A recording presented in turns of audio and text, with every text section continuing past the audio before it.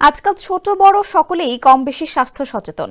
কিভাবে স্লিম হওয়া যায় তার জন্য ডায়েট প্ল্যান করেন অনেকেই, কিন্তু খাবার তালিকার কারণে ডায়েট প্ল্যানও কাজে আসে না। তবে সম্প্রতি সোশ্যাল মিডিয়া স্ক্রল করলেই একটা জিনিস খুবই লক্ষ্য করা যায়, আর সেটা হচ্ছে মাইক্রোগ্রিন। স্বাস্থ্য সচেতন ব্যক্তিদের কাছে এটি খুবই পরিচিত একটি নাম, যে একই সঙ্গে খাদ্যের চাহিদা পূরণ করবে আবার মেদও ঝরাবে।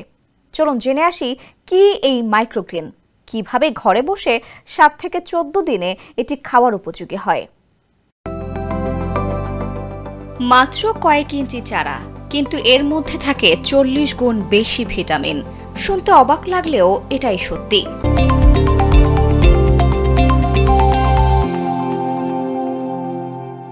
বীজ বপনের অল্প সময়ের মধ্যেই গজে ওঠে এই চারা, যা সাধারণ সবজির তুলনায় কয়েক গুণ পুষ্টি সম্পন্ন হয়ে থাকে।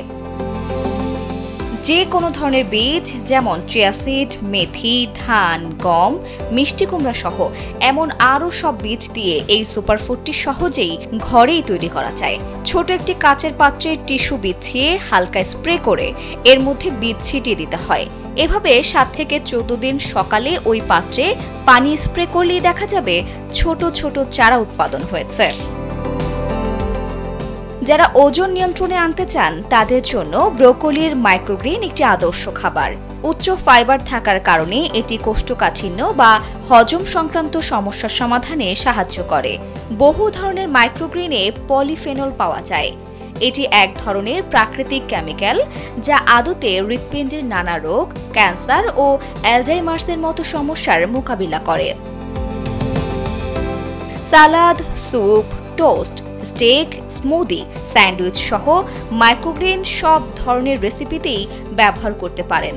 সকালের খাবারে প্যানকেকের উপরে বা টোস্টের সঙ্গে যেমন মাইক্রোগ্রিন খাওয়া যায়, তেমনি সালাদ বা স্মুদির সঙ্গেও পর্যাপ্ত পরিমাণে দিতে পারেন এটি।